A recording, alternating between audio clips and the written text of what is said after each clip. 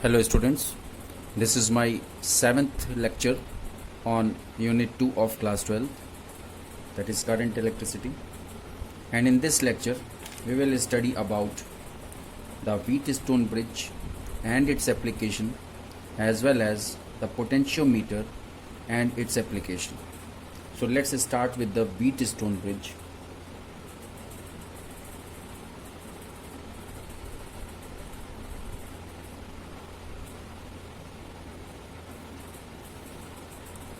Wheatstone bridge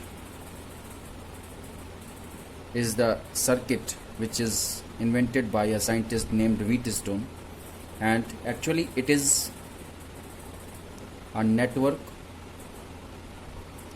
of 4 resistances.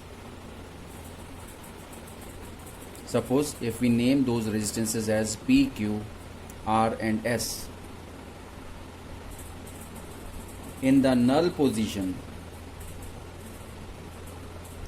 first of all we will draw the diagram, then we will discuss about this. Suppose we have got 4 resistances and they are connected in such a way that they form a bridge. Suppose this is P, Q, R and S. These are the 4 resistances. They are connected to the cell or battery, and suppose this junction is called as A, this junction is C, this is B and this is D. So if we connect a galvanometer between B and D junction, then what will happen? We can call it in balance position. Means what is balance position? Suppose this is the galvanometer, and you know that what is the function of galvanometer? The function of galvanometer is to detect the current, not to measure the current. For the measurement of current we are using a meter or ampere meter, but for the detection of current we are using the galvanometer. Galvanometer has got a pointer and it has got a position of null when this pointer comes at mid position, and if the pointer moves left or right, then we cannot say that this galvanometer is in null position. It is in null position only and only when it comes at 0 position. Suppose this is 0 position. So when the current is, when we attach this battery to this bridge, then what will happen? The current will start flowing in this bridge, and at point A, at the junction A, these currents will be distributed. The current will be distributed in the form of I1 and I2, and again it comes to meet at C, and at C the current again becomes I, because I is equal to I1 plus I2, and it comes back to the negative terminal of the battery or cell. This is the concept, and in this concept we are using the null deflection, because we have to find out the ratio, means which point has got more potential and which point has got the less potential. So let's discuss about this. We have got 4 resistances, and the galvanometer is attached between B and D ends. Now in null position of galvanometer,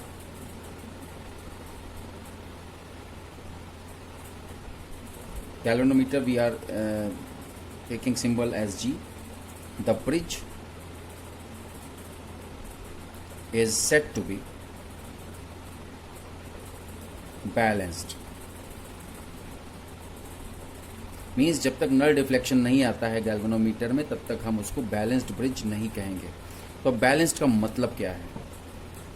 in balanced condition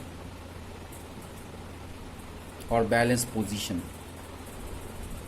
the ratio of P and Q resistances will be equal to the ratio of R and S resistances.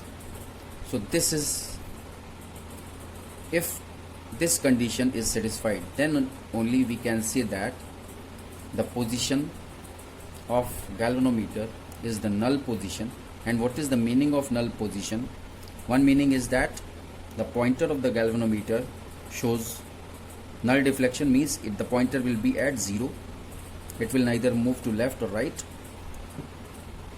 And second condition is that no current will flow, means जो यहाँ से I1 गया है किसमें, P resistance में, तो वो B point पे आकर के यही I1 Q में चला जाएगा. इसमें कोई भी नल पोजीशन में इसमें कोई भी करंट फ्लो नहीं होगा. BD में B से D कोई करंट फ्लो नहीं होगा. अगर B से D में कोई करंट फ्लो नहीं हो रहा है, इसका मतलब क्या हुआ कि नल डिफ्लेक्शन हुआ. और जब नल डिफ्लेक्शन हुआ तो इसका मतलब ये कंडीशन सेटिस्फाई होगी, P upon Q is equal to R upon S.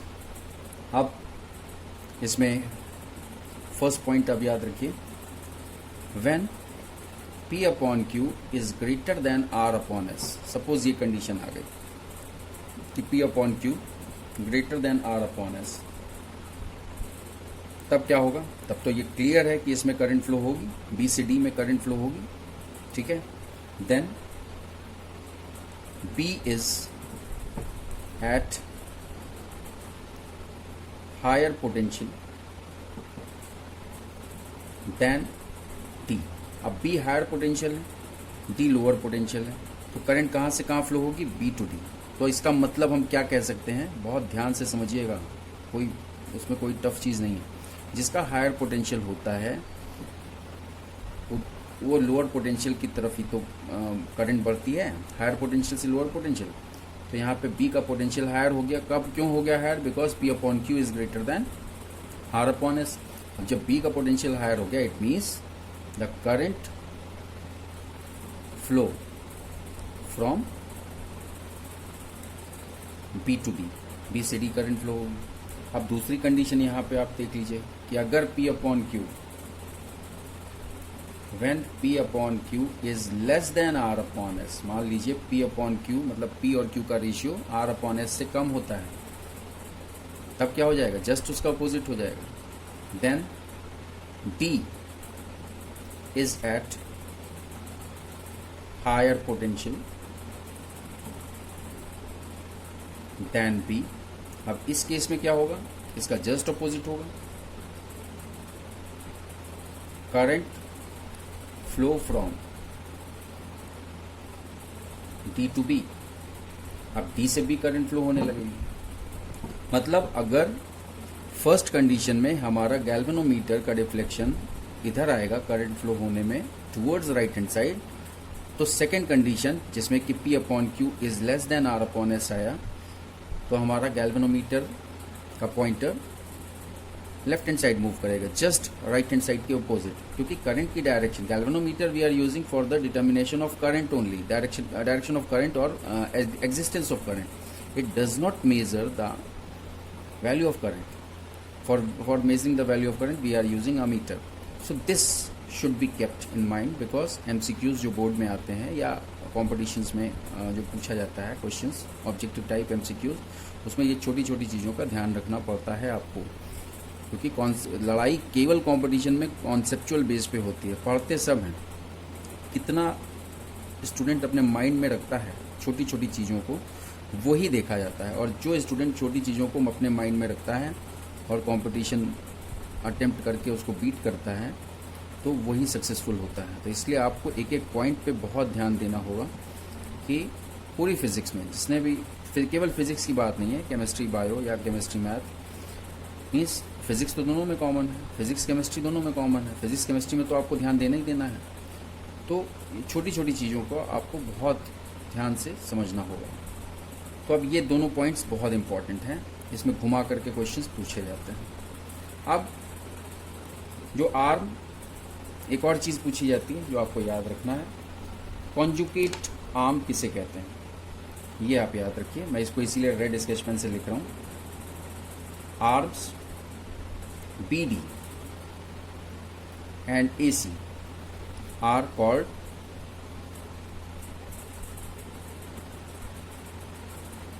conjugate arms. CONJUGATE, conjugate arms. ये क्यों ऐसा conjugate arm क्यों बोला जाता है? Since these can be interchanged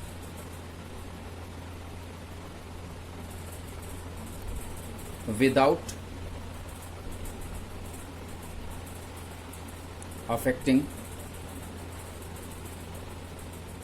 balanced condition. इसका मतलब क्या हुआ कि अगर हम इस गैल्वेनोमीटर को AC में हम लगा दें, ठीक है, AC में लगा दिया हमने गैल्वेनोमीटर को, और ये जो कॉम्बिनेशन है, ये जो कनेक्शन है, ये हमने यहाँ पे एक A की जगह हमने B में कनेक्ट कर दिया, बैटरी का पॉजिटिव, और बैटरी का नेगेटिव जो है हमने D में कनेक्ट कर दिया, और जो BD की जो पोजीशन है वो AC की पोजीशन हो गई, तो भी इसकी नल डिफ्लेक्शन पे कोई फ़र्क नहीं पड़ेगा. मतलब हम BD को AC की जगह कर सकते हैं, AC को BD की जगह कर सकते हैं. That's why it is called conjugate arms. Now we will discuss about the application of this Wheatstone bridge. Application of Wheatstone bridge is the meter bridge. This is the meter bridge, and we can write it as application of Wheatstone bridge. Actually ये Wheatstone जैसे मैंने लिखा अलग अलग लिख दिया था, ये दोनों एक ही वर्ड है, Wheatstone.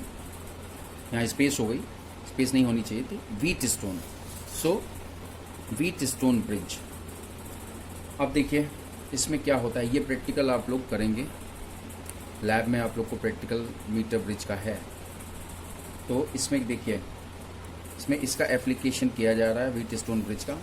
कैसे कि PQRS. अब यहाँ पे आप कहेंगे P नहीं दिख रहा है, क्यों नहीं दिख रहा है?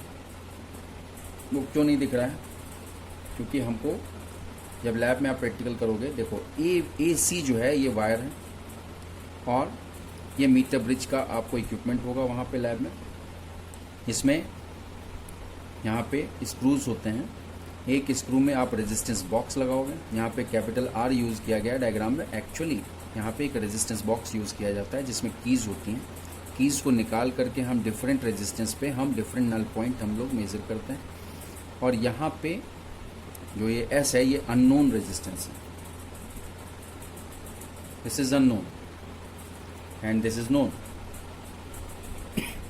तो क्या होता है, यहाँ पे गैल्वेनोमीटर अटैच कर दिया हमने परमानेंटली, और गैल्वेनोमीटर का जो दूसरा एंड है, जैसे ये गैल्वेनोमीटर है, सपोज दिस इज़ गैल्वेनोमीटर, ये आपका गैल्वेनोमीटर है, ठीक है. यहाँ पे जो भी गैल्वेनोमीटर होगा बीच में G लिखा होगा, और इसमें पॉइंटर होता है, इसके डायल में पॉइंटर होता है. वो पॉइंटर से ही हम लोग देखते हैं कि नल डिफ्लेक्शन है कि नहीं है. तो इसमें कनेक्शन होता है इसका. इसमें दो स्क्रूज होते हैं, इस स्क्रू से ही हम कनेक्शन करते हैं. एक स्क्रू हमने अटैच कर दिया गैल्वेनोमीटर यहाँ पे मीटर ब्रिज के बीच वाले स्लैब से, ठीक है, और एक हमने अटैच कर दिया जॉकी से. तो ये देखिए ये किससे अटैच है, ये वाला एंड सपोज अटैच है इससे, और ये वाला एंड जॉकी से अटैच है. ये आप लोग लैब में देखोगे, jockey is metallic point which can slide on this wire. Jockey इस वायर पे स्लाइड करता है, और धीरे धीरे करके हम लोग स्लाइड कराते हुए गैल्वेनोमीटर का नल डिफ्लेक्शन देखते हैं लैब में. जिस पोजीशन पर भी नल डिफ्लेक्शन आ जाता है, तो इसका मतलब क्या हुआ कि वो जो नल डिफ्लेक्शन आया है वहाँ से उस पोजीशन से A के बीच की जो डिस्टेंस है, सपोज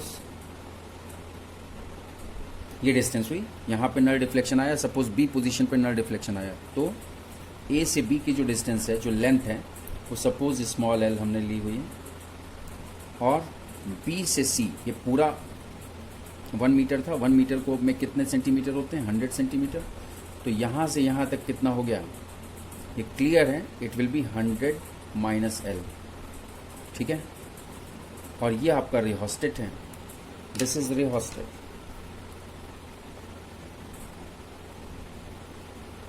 और ये बैटरी या पावर सप्लाई। लैब में आपको पावर सप्लाई यूज़ करनी होगी, बैटरी नहीं मिलती है, कोई बैटरी नहीं होती फिज़िक्स लैब में, पावर सप्लाई होती है। अब पावर सप्लाई का जैसे ही आपने कनेक्शन दिया तो इसके पॉजिटिव टर्मिनल से करंट फ्लो होगी और इस वायर में जाएगी। और क्योंकि आपको ये अननोन रेजिस्टेंस फाइंड करना है, तो अननोन रेजिस्टेंस फाइंड करने के लिए आप व्हीटस्टोन ब्रिज के एप्लीकेशन का यूज़ कर रहे हैं, जिसे हम मीटर ब्रिज कहते हैं। तो अब जिस पॉइंट पे हम यहाँ पे जो जॉकी है वो स्लाइड करते चलेंगे, जब सप्लाई हमने दे दी स्लाइड करते चलेंगे।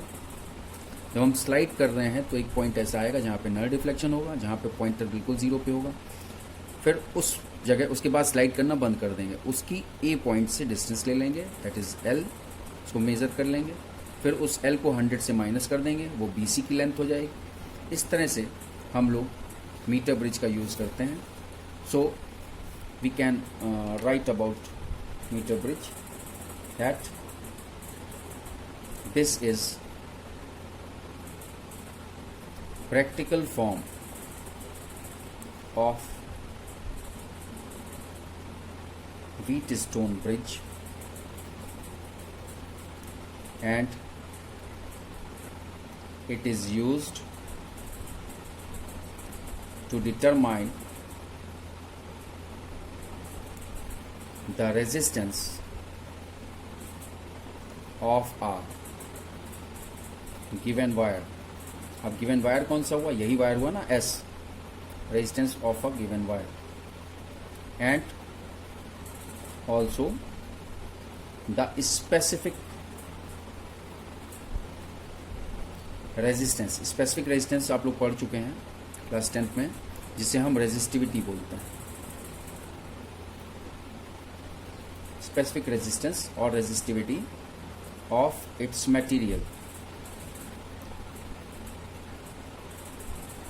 मतलब इस वायर का हम रेजिस्टेंस भी निकालेंगे और स्पेसिफिक रेजिस्टेंस भी निकालेंगे। ये प्रैक्टिकल होता है, ये लैब में कराया जाता है। So if null point is obtained at distance small l of wire, then क्या होगा, small l upon 100 minus small l is equal to r upon s। ठीक है, ओके। अब यहाँ पे देखो P upon Q is equal to R upon S से हम कंपेयर करें, P upon Q is equal to R upon S, ये नल डिफ्लेक्शन की कंडीशन होती है बैलेंस पोजीशन की। और ये भी हमने बैलेंस पोजीशन जब हुआ तभी हमने L मेज़र किया और उसको 100 से माइनस कर दिया, तो वो 100 माइनस L आ गया। इट मीन्स P की जगह L आ गया, Q की जगह 100 माइनस L आ गया, is equal to R upon S। अब R हमको नोन है, क्योंकि रेजिस्टेंस बॉक्स में ही हम की को निकालेंगे तो हमको पता चलेगा कि कितना रेजिस्टेंस है। ठीक है, और S जो है वो आपका अननोन है। S को ही निकालने के लिए जब आपको L आप फाइंड कर लोगे, R आपको पता है, L आप फाइंड कर लोगे नल डिफ्लेक्शन से, तो S जो अननोन है वो क्रॉस मल्टीप्लाई करके आप फाइंड कर सकते हैं। अब इससे क्या होगा, S कैसे निकालेंगे, S is equal to R 100 minus L upon L। ये आपका अननोन रेजिस्टेंस है, इससे आप unknown resistance of that wire आप निकाल सकते हो। ठीक है, समझ में आया होगा। अब देखिए नेक्स्ट है, ये तो बात हो गई व्हीटस्टोन ब्रिज, ये व्हीटस्टोन ब्रिज की हमने बात की और उसके एप्लीकेशन की बात की। एप्लीकेशन मीटर ब्रिज ही होता है।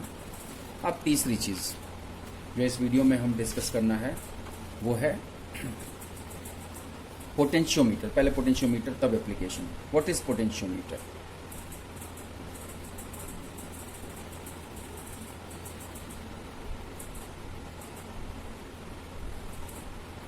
पोटेंशियोमीटर देखिए, पोटेंशियोमीटर में क्या होता है, पोटेंशियोमीटर में सपोज ये एक बैटरी है, बैटरी रेहोस्टेट के साथ जुड़ी हुई है।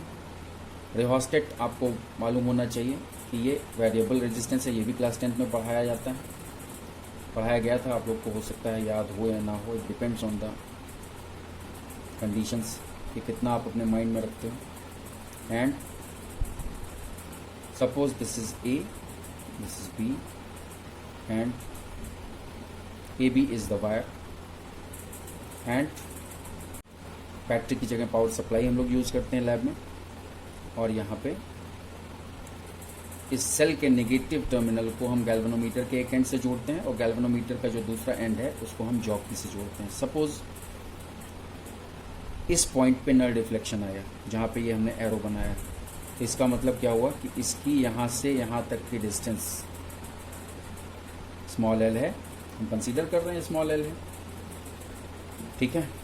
तो इसके बारे में it is an instrument in which potential gradient, ये आप लोग ने पहली बार सुना है, अभी समझा रहे हैं। Potential gradient is developed in a long wire, in a long wire, and from it desired potential difference can be obtained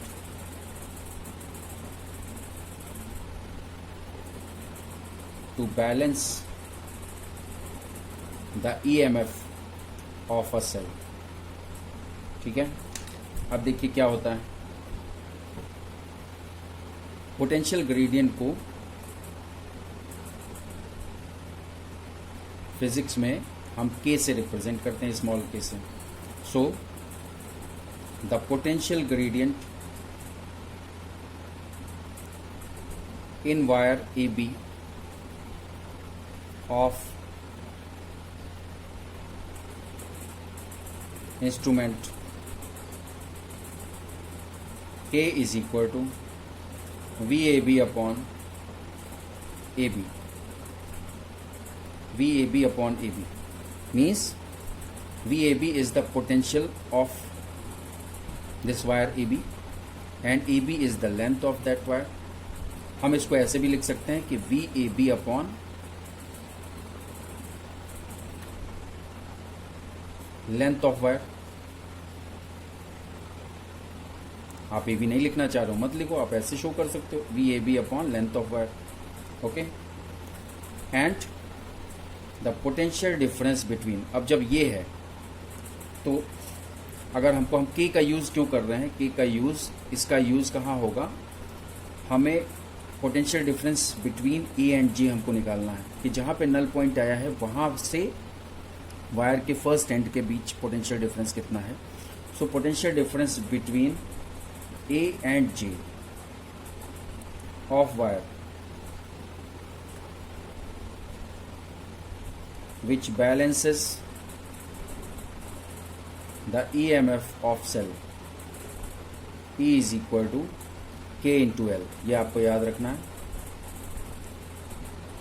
मतलब potential difference between A and J of the wire which balances the EMF of the cell. E मतलब EMF of the cell और K और length means जहाँ पे null deflection आया है, इनके बीच का रिलेशन ये होता है। और K की वैल्यू हमको पता है, potential gradient for whole wire will be VAB upon AB। तो अब इस K की जगह हम VAB अपॉन AB लिख सकते हैं। So E is equal to VAB upon AB। AB is the length of this wire, whole wire. And what is the length? This length of the wire can be written as the distance between A and J, where the J is the position where the null point is achieved. So we can write it as EJ. Okay. So in this way we are able to find out the EMF of the cell which balances this condition. Now we will talk about the applications of potentiometer. ये diagram मैंने पहले से बना लिया था ताकि video में time waste ना हो, क्योंकि डायग्राम बनाने में ही टाइम वेस्ट होता है। So application of this EMF of means इसका जो है दो आपका एप्लीकेशन है। पहला comparing EMF of two cells, मतलब पोटेंशियोमीटर का हम पहला यूज़ कर सकते हैं दो सेल्स के बीच। सपोज ये सेल हमारे E1 E2 हैं, इनके EMF को हम कंपेयर कर सकते हैं। कैसे कर सकते हैं, हमें क्या किया हमने इस सर्किट में, इस सर्किट में एक्सपेरिमेंट में हम लोग करते हैं लैब में. Suppose this is a battery. This battery, the positive terminal of the battery is connected to the end A of the wire. The negative terminal of the battery is connected to end B of the wire through a key K and are rehosted. These two are between the negative terminal, मतलब key और rehosted, ये दोनों बीच में रहता है negative terminal और end B of the wire. और wire आपका क्या है, AB है. अब A से कनेक्टेड होती हैं दोनों बैटरी के पॉजिटिव टर्मिनल. दोनों बैटरी के पॉजिटिव टर्मिनल देखो E1 E2 दोनों सेल्स, नॉट बैटरी, दोनों सेल्स के पॉजिटिव टर्मिनल कनेक्टेड हैं ए से. इनके नेगेटिव टर्मिनल की से, दोनों के रिस्पेक्टिव कीज हैं. E1 की K1 मान लेते हैं, E2 की K2 मान लेते हैं, इससे कनेक्टेड है. और यहाँ पे ये दोनों ही कॉमनली कनेक्टेड होती हैं गैल्वेनोमीटर से. अब क्या हो रहा है इसमें कि एक बार हम K1 क्लोज करेंगे, K2 ओपन करेंगे. If K1 is closed, K2 open, तो क्या आएगा? जब K1 क्लोज है तो ये K2 ओपन है, इसका मतलब ये E2 जो है, E2 जो सेल है ये इस सर्किट से आउट हो गया, क्योंकि जब K2 क्लोज होगा तभी तो E2 इस सर्किट में आएगा. K2 जब की हमने हटा ली तो इसमें करंट फ्लो होगा ही नहीं. अब करंट फ्लो किस में हो रहा है, किसके थ्रू हो रहा है? केवल E1 के थ्रू हो रहा है, मतलब ऐसे करंट फ्लो हो रहा है. ठीक है, तो क्या होगा? K1 is closed and K2 is open. K1 closed है, K2 ओपन है, इसका मतलब E2 बाहर है इस सर्किट से. Then we get null deflection at J1. Null deflection E1 और K1 की वजह से नल डिफ्लेक्शन J1 पे आएगा जब हम स्लाइड करेंगे जॉकी को. ठीक है, अब क्या करेंगे, हम इसकी लेंथ मेज़र कर लेंगे. सपोज इसकी लेंथ हमने मेज़र की, suppose this length is L1. ठीक है, ये हमने मेज़र की. उसके बाद अब देखिए, बहुत ध्यान से समझिएगा. पहली कंडीशन तो हमने ये की. मैं इस तरह से समझा रहा हूँ कि लैब में आपको प्रैक्टिकल करने में भी परेशानी नहीं होगी अगर थ्योरी याद रहेगी तो. अब देखिए दूसरे में क्या किया जाए. इफ K2 इज क्लोज्ड, अब जब K2 क्लोज करेंगे तो K1 ओपन करना पड़ेगा. K1 ओपन, तो जब K1 ओपन किया जाएगा इसका मतलब E1 इस सर्किट से बाहर हो गया. जबकि K2 क्लोज हो गई इसका मतलब E2 इस सर्किट में आ गया, E1 बाहर हो गया क्योंकि K1 ओपन है. If K2 is closed and K1 is open, then we get null deflection at J2. Null deflection at J2. अब क्या हो रहा है देखिए, जब J2 पे नल डिफ्लेक्शन आया तो हमने इसकी भी जो डिस्टेंस है फ्रॉम A मेज़र कर लिया. सपोज ये जो डिस्टेंस है ये L2 हो गई. ये जो लेंथ है जहाँ पे E2 की वजह से नल डिफ्लेक्शन आया, तो गैल्वेनोमीटर में हमने नल डिफ्लेक्शन देखा, वहीं पे हम इसको स्लाइड करना रुक गए. स्लाइड कर रहे थे नल डिफ्लेक्शन के लिए इस वायर में जॉकी की स्लाइडिंग बंद कर दी. तो जहाँ पे ही नल डिफ्लेक्शन आया, ये नल डिफ्लेक्शन किसकी वजह से आया? E2 की वजह से आया, क्योंकि E2 इस सर्किट में था, E1 नहीं था. तो हमने J2 को मेज़र किया. Distance between A and J2 is L2. तो अब क्या होता है, अब हमारा एक्सपेरिमेंट कंप्लीट हो जाएगा. अब क्या करेंगे कि finally E1 upon E2 is equal to L1 upon L2. ये चीज़ प्रूव होती है. Where L1 and L2 are the length of potentiometer wire to balance the EMF of two cells. ठीक है, तो हम इस तरह से दोनों EMF का लेंथ के रिस्पेक्ट में हम कंपेयरिंग करते हैं और ये आपके एक्सपेरिमेंट में है. मैं ऐसा उम्मीद करता हूँ कि आपको समझ में आया होगा. अब दूसरा एक्सपेरिमेंट, दूसरा क्या एक्सपेरिमेंट तो आप लोग लैब में करोगे. दूसरा एप्लीकेशन, थ्योरी में एप्लीकेशन, दूसरा एप्लीकेशन क्या है? To measure the internal resistance of a cell. To measure the internal resistance of a cell, इसमें सब कुछ देखिए बिल्कुल वही है. ऊपर का पोर्शन देखो, ये वायर, मतलब अगर हम इसको छुपा दें, ऐसे छुपा दें तो इतना पोर्शन सेम है. ठीक है, डिफरेंस केवल लोअर पोर्शन में है. तो देखिए ये बैटरी है, ये की है, ये आपका रिहोस्टेट है, ये वायर AB है, सारी चीज़ वही है। इसीलिए मैंने दोनों डायग्राम को एक ही पेज पे बनाया था। और सपोज ये आपका सेल है जिसका EMF कैपिटल E है, और इसमें रेजिस्टेंस बॉक्स यूज़ किया जाता है जिसका रेजिस्टेंस हम कैपिटल R से हम डिनोट करते हैं, और दो की यूज़ की जाती है, K1 और K2। अब यहाँ पे भी आपको बहुत ध्यान से समझना है कि K1 और K2 दो कीज़ यूज़ करने का पर्पस है। यहाँ पे तो K1 और K2 कीज़ हमने यूज़ की अलग अलग, कि जब K1 क्लोज होगा तब K2 ओपन होगा, जब K2 क्लोज होगा तो K1 ओपन होगा। यहाँ पे क्या करेंगे, यहाँ पे इस एक्सपेरिमेंट को करने के लिए हम पहले K1 को क्लोज करेंगे, जैसे इसका लिखा था वैसे यहाँ पे भी लिख सकते हैं। If K1 is closed, if K1 is closed and K2 is open, then we get null deflection at G1। बिल्कुल वही है, यहाँ पे भी हमने ऐसे ही किया था। while comparing the EMF of two cells, K1 को क्लोज किया था, यहाँ पे भी K1 को क्लोज किया। बट फ़र्क है इसमें कि इसमें हमने फिर K2 को क्लोज किया, K1 को ओपन कर दिया था। लेकिन इसमें हम क्या करेंगे, बोथ सेकेंड फेज में both K1 and K2 are closed, दोनों कीज को हम क्लोज करेंगे। Then we get null deflection at G2 पे नल डिफ्लेक्शन आ जाएगा।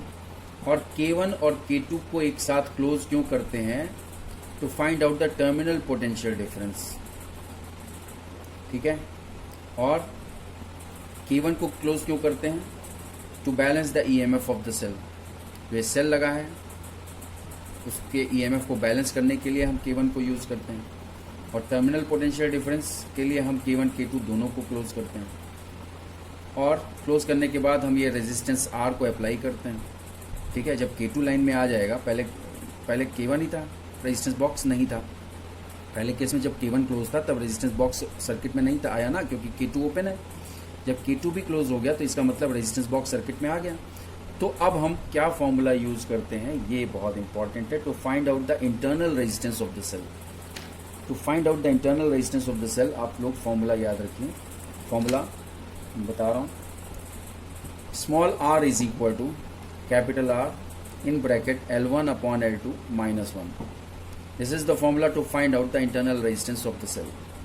अब ये L1 L2 क्या है, बिल्कुल क्लियर है कि जब हमें G1 मिला तो हमारा मतलब पहला नल डिफ्लेक्शन जब केवल K1 क्लोज था, K2 ओपन था, तो हमारा लेंथ मिला L1 is the length between A and G1। और जब K2 भी क्लोज हो जाएगा, तब हमारा जो लेंथ मिलेगा वो L2 मिलेगा। इसीलिए मैंने इसके K2 के क्लोज होने को ग्रीन से हम शो कर रहे हैं, डार्क हो जाएगा, लेकिन आप लोग को समझ में आ रहा है कि L2 कब आएगा, जब K1 K2 दोनों क्लोज हो जाएगा, मतलब रेजिस्टेंस बॉक्स के रेजिस्टेंस को भी हम सर्किट में ले लेंगे। तब हमें internal resistance of this cell वो फाइंड करने के लिए ये formula small r is equal to capital R L1 upon L2 minus 1, जहाँ पे कैपिटल R ये रेजिस्टेंस बॉक्स में जो रेजिस्टेंस की वैल्यू है वो है। L1 L2 नल डिफ्लेक्शन की पोजीशन है from end A of the wire. इस तरह से हम इंटरनल रेजिस्टेंस निकाल सकते हैं, internal resistance of the cell. And these two are very important application of potentiometer. ये आप लोग, मैं फिर रिपीट कर रहा हूँ, ये आप लोग अपने एक्सपेरिमेंट में भी करोगे, प्रैक्टिकल लैब में, और ये आपके थ्योरी में भी है। तो ये बहुत इंपॉर्टेंट है, पोटेंशियोमीटर, मीटर ब्रिज, ये सब बहुत इंपॉर्टेंट है। So I hope you have understood this. Thank you very much for watching this video.